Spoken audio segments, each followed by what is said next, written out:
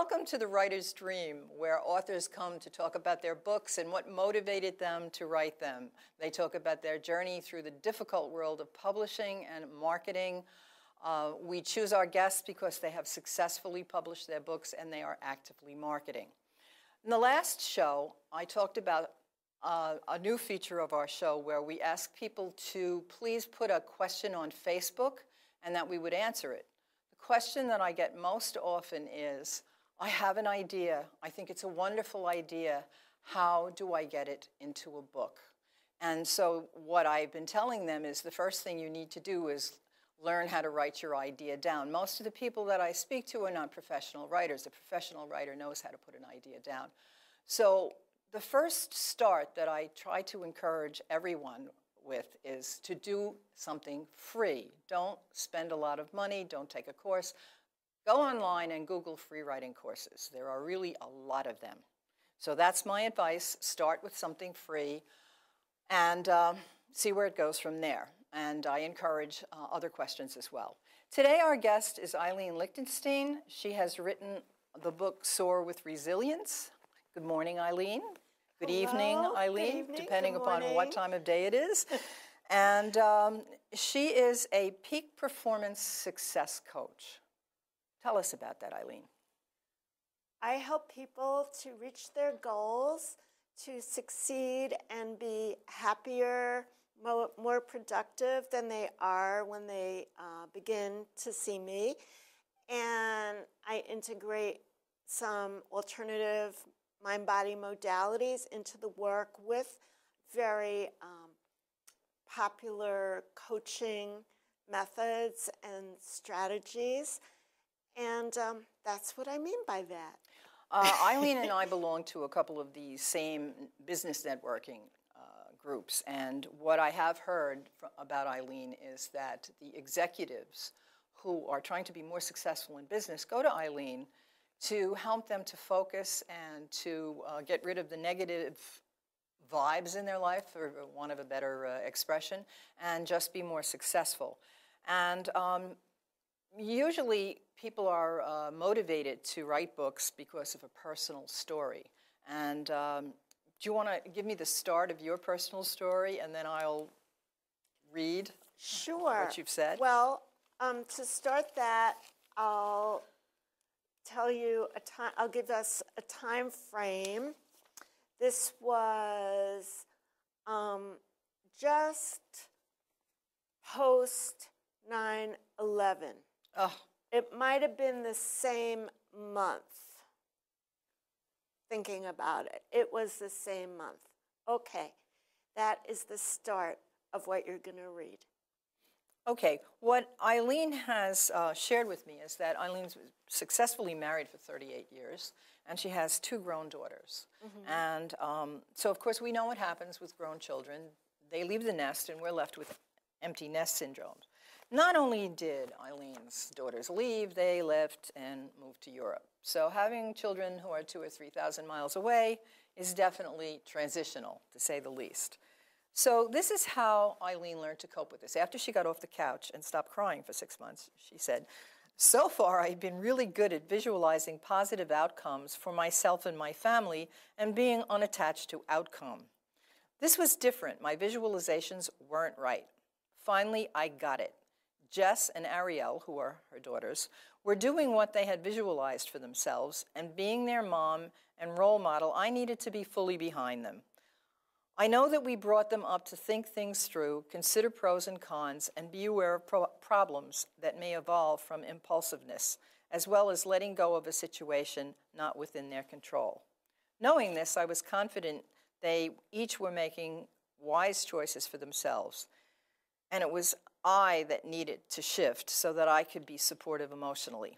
After all, we gave the girls roots and wings. I did and still do that. I visualized them each happy and their individual choices. We are still close and talk often, so that's easy. I think of them every day and send my positive thoughts and energy and visualize their happy scenarios in my meditations. My aha moment helped me to bring my extreme sadness into perspective. Now I'm enjoying best friends and being best friends with my husband Steve again, traveling, kayaking, and theater going together. We have found a new passion for life. We've been talking about a second home in Spain. Oh, why Spain? Pray tell. Ariel and her guy live there. Well, that's why. That's why. Spain is glorious. And I will share a little PS here. This is the second edition of the book, and now it turns out that he's had to relocate to Amsterdam because it was the only professional employment he could find. He's a very well-educated. This is the husband of one of your daughters? He's the boyfriend, yes. He's a satellite engineer. And she spent the year alone in Madrid with her work and her friends. And they've been back and forth from Amsterdam to Madrid every other week. And she's going to be moving to Amsterdam in 2 months. So it'll be some changes, and we all agreed it would still be nice to have a home in southern Spain because that's the place to go, you know. And we love it. We love it. It's so beautiful, too. Beautiful country.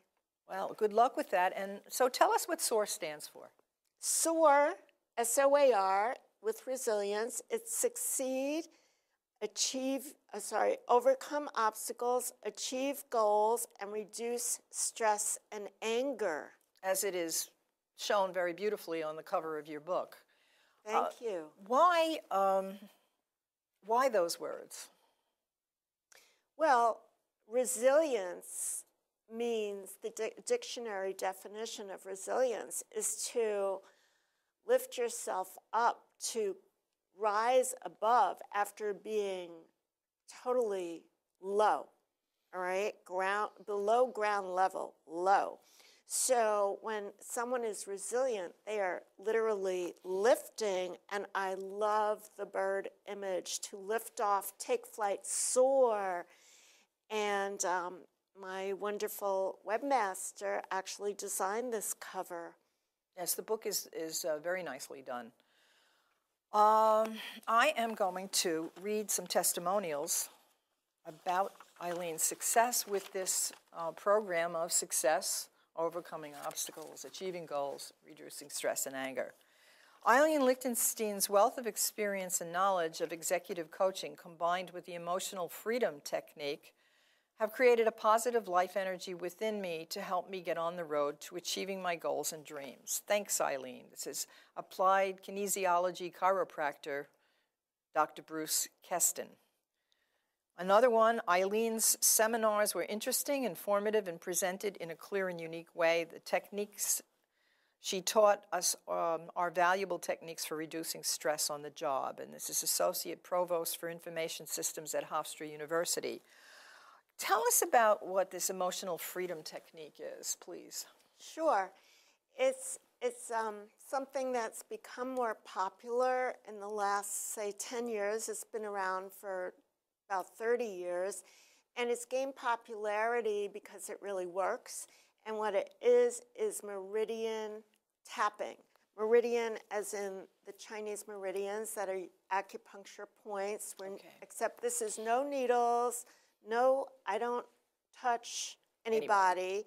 I will show you how this looks a little bit on me in a few moments, and I teach it to my client to do on themselves. So, for instance, if someone has a fear of public speaking, and that is the #1 fear in the world, by the way. Yes. Okay? And this modality is extremely successful with that, and I don't have to know how come they're afraid of it. You know, it may stem from something back in childhood. We don't know. So, for instance, it would just real quick go like this with the fear of public speaking. Please, help me. You're doing good. So are you. Even though I have this fear of public speaking, I fully and deeply love and accept myself. Even though public speaking is the biggest fear in the world, and I have it too, I fully and deeply love and accept myself. even though I get all queasy, dry mouth, palpitations when I public speak, I fully and deeply love and accept myself. Now that is the upside down karate chop. Those 3 statements were a set of phrase, and if I was someone who is really afraid if that was true for me, which it's not anymore, then I would give myself, say, between an 8 and a 10 level of distress about my fear of public speaking, 10 being the highest. And after a few rounds of what I'm going to do next, that will come down. So in other words, what you were doing first was heightening your fear. That's right. And yeah, it was making me nervous. Okay, good. And then the first couple of rounds of tapping is negative phrases or keywords, so to speak, reminder phrases. And I'm going to use some of the words from those karate chop phrases. And then I'm going to turn it into positive. So first it releases, it like brings it up, and then it releases it. And I'm tapping on meridian points the whole time, which you will see in a moment. Okay, you ready? I'm ready. You could do this with me if you'd like. I would like to. Okay. The 2 of us. So first we go here, next to the eyebrows. It's next to the eyebrows. Okay. Fear of public speaking. Say it. Fear of public speaking. Fear of public speaking. Fear of public speaking. Fear of public speaking. When I pause, you say it. Fear of public speaking. Fear of public speaking. Fear of public speaking. Fear of public speaking. I hate to speak. I hate to speak. I hate to speak in public. I hate to speak in public. I get stomachache when I speak in public. I get stomach aches when I speak in public. Palpitations. Palpitations. Dry mouth. Dry mouth. And we would go on with a few more rounds. I'm just going to do a round of the positive, okay?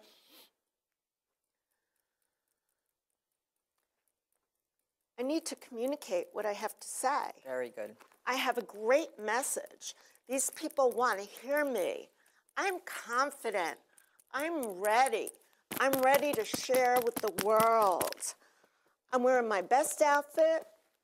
I have my notes all memorized. I'm good to go, all right? Absolutely perfect. So they're kind Absolutely of affirmations. So in the first part, I'm telling your story, what I've heard from you in a coaching session, you know? And then I translate it into this modality, and it's really amazing. I have to agree with you. I'm going to share a personal experience I've had. I supervise student teachers, and student teachers pretty much are performers, just like all teachers are performers. You get up in front of a group of people and you speak, and I fainted the first time I got up in front of a classroom. And I share that with my students, and I tell them what you have to do is you have to start by engaging your audience in something. You have to give them whatever it is, something to read, something to look at, something to solve, and they're engaged. And then you start speaking to them, and you have to really want to tell them what it is that you have to offer. Absolutely. And once you engage them and you want to tell them, it works. Absolutely. You have to take it away from yourself, really. You have to speak to their need. The same for salespeople, and there are some really good business people who hate to make those sales calls. This works really well with that also. Yeah, I can, I had a captive audience and a salary all my life. Now I'm busy promoting my books, and I have to do things that I never had to do before. And yeah, sometimes I have a really hard time with it. I think I'm going to take up your coaching. All right. Okay, so... And just let me say, I do offer a complimentary consult via the telephone. And then I have my office in Wantagh, Long Island, right off the southern state. And I also do telephone coaching and via Skype with the video. And I know how awesome that is because I speak to my daughters in Europe there quite frequently with the video Skype, and it's almost like having someone in the room, except you can't hug them for real. Yeah. Tell me about your tape. Yes, I have an audio program CD, Moving Meditation Fitness, that I created back in '85, and that was I owned a dance and exercise studio, and one day I was on the beach walking on the shore, one of my favorite things to do still. And I started imitating these seabirds and flying. And then I said, wow, I was feeling so good. I started leaping, because I'm a dancer, so I could do that. And I somehow was so in the zone. It didn't matter if anyone was watching me. I was so like meditating with the waves and the movement. I ran back to my seat. I wrote it down. I drew pictures. I went home and wrote down more. And here is this. The first half of it is movement with my guided breath work, movement, affirmation, like what you heard me say with the EFT. Mm-hmm. I do that kind of thing, be your best self while you're moving. And the second half is all relaxation, guided relaxation. It's what I would do, say, at the end of my yoga class and so on. And when I taught yoga at Hofstra and stress management, this was in the bookshop. It was required. It was before I wrote my book. I think that I agree with all the things you're saying. I like the idea about the movement. I think so many of us are locked up with so much stuff in our heads. And I really was very intrigued by the fact that you resolve anger and stress, because I think anger is at the bottom of most of our problems. You're so right. A lot of people don't recognize that. And when someone is overwhelmed and has a lot of stress, they can go really either extreme, either polarity if they don't deal with it. And that is either being very depressed or being very angry. And a person who's very angry often acts out inappropriately. So I became a certified anger management specialist because I felt there was a need for me to know more about how to work with these people. I would see them all the time in my coaching practice. And I was a biofeedback therapist for a very short time early on in another traumatic situation. In the middle of owning the dance and exercise studio, my foot was run over by a van. And I'm fine. I am fine, but nobody knew then because there was a lot of tissue damage along with the breaks. Anyway, so back to anger management. So I knew the biofeedback could be helpful, but I'm really now I'm not into taping electrodes onto people's heads. I feel if someone is motivated, they could really change themselves. If you have the intention and techniques and strategies, you really can. So I learned a lot, and I now work with people who have extreme anger issues in addition to the executive coaching and the helping people focus and reduce normal stress and things like that. So one of the caveats, if I may, for the anger management, there are two really important things. The first two things, don't curse. Get out of the habit of cursing. We all curse. I mean, everyone curses. And then when you get... I curse at the alarm clock in the morning. Then when we get angry, it's usually directed at someone. And then it can be a really volatile situation. Sure. Even with road rage, you're cursing at someone cutting you off. That person sees you do it, and then it could be a big situation. Mm-hmm. That's one example. And then the other thing that we need to do is walk away. If you feel yourself reaching your boiling point, you might do something really that you wouldn't want to do, or even if you want to do it, it's not going to be the right thing to do. So somehow leave. And if you're in a relationship that you don't want to totally sever, it would be good to reassure that person that you'll be back. You just need to calm down a little or think about the topic. I was looking at your book, and what impressed me about the book was that it's pretty much an interactive book. In other words, you enable everybody who reads the book to pretty much put down their emotions, their feelings, map their progress, and I think this is very helpful. How did you come up with that idea? Well, I was giving workshops and seminars and trainings for many years before I wrote this book, including for Medgar Evers College. They would send me to city agencies for staff development, for social workers, the Head Start, and also with Long Island Head Start. Many years I presented at their conferences. So I had a wealth of material that I had created over the years, and I was stapling and making Xeroxing. Those packets for that staff and actually development meeting. my Yes. supervisor at the college said to me then, he suggested I write, he said, why don't you write at least a workbook? A workbook, yes. And I wanted to write more than a workbook, so this is So the tell me result. about that writing process. How was that? What was the best part? Well, of course I procrastinated for a little while till I figured out what I was really going to do.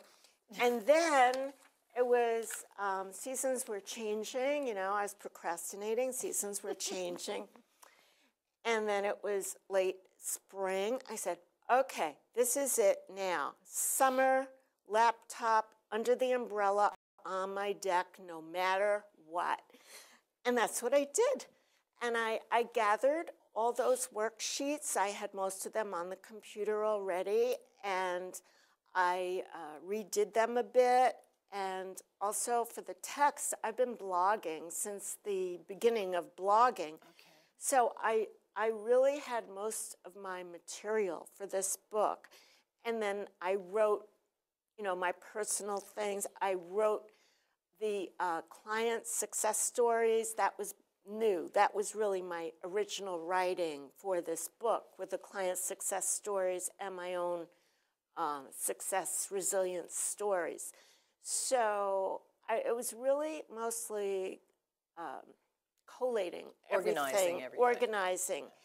And thank goodness I had the birds and, you know, the trees and the flowers and so on. So it really was pretty painless for me. And yeah, so that's how I did it. I really did it over one summer. Once you set your mind to it, it's amazing how much work. And once you get into it, it's hard to leave it. Yeah. Now, how about publishing? Did you self-publish? I self-published. And I self-published with the extreme assistance of my wonderful webmaster, who is in California. And he's my graphic designer throughout the book. He really changed things that I wanted changed, and he formatted everything. So we were back and forth a lot, and the summer is always slower. So it really worked out with the timing. And as far as printing, I went to a local publisher that I got a very good deal with. I shopped around. Shopping around, that's a key word. Yeah, research. For self-publishing, shop research. Around. Yes. I interviewed regular, not like big publishers, but local publishers who you've probably heard of that offered a lot with it, PR, book signings, and, you know, but it was still too much for me that I could afford. Yes, it was not in my budget. It just wasn't. These companies are in it to make money. You can't complain about that, but it is what you can afford. And your marketing techniques. I've been on your blog radio show. Can you tell us about your most successful marketing techniques? Well, that's one of them, the Blog Talk radio show. I have the Balance and Power Network, and it's great because I invite other people, like you were on my show with Karen Bonet, and you're talking about your book, and it was totally appropriate for me to talk about mine, even though the focus of the show is not about my book, but somehow I always manage to speak of it. And yeah, so I've had articles submitted to magazines, and I talk about that there. It's part of my programs. I give workshops. Some of them are free to charitable groups, and of course I talk about my book. My program may be called How to Soar with Resilience. Of course, you know. of course. And it's very adaptable for many kinds of groups. Yes, yes. Well, this sounds like a success story to me. One of the guests that we had on the show talked about, this is the way he put it. He said, you can come up with an idea, you can find the people to help you to write it, you can write it yourself. There certainly are enough publishing companies out there to publish your book. You shop around, you do all of the homework, you try to market, and you do blog radio, you do LTV, you do fairs, you do workshops, you do not-for-profit, you do all of those things. But in his words, and I thought this was very interesting, I'd love to get your comment on it, he says you have to be anointed. Okay? So, who do you imagine your anointer is? Now, this gentleman, I have to explain to you, this gentleman, he has a beautiful package that he's put together, and he wants to sell it to Disney or Viacom because there's a lot of animation in this. So this is like, you know, top of I believe I know line. who you're speaking of, Yes, too. probably. But he's approaching top of the line, so he's waiting to be anointed. So who do you think your anointers would be to make you completely successful? Well, there's God, and there's the universe, and all the energy. I believe there's more than one anointment, you know. I have a feeling that you are feeling as successful as you want to be, because you seem to be a very happy person. Moi. Moi. And moi, yes, moi as the anointer is a very interesting concept, and I'm sure that's something that you bring out in your program. Eileen, it was great. Thank you so Thank much you. for having me on the show, Linda. You're welcome.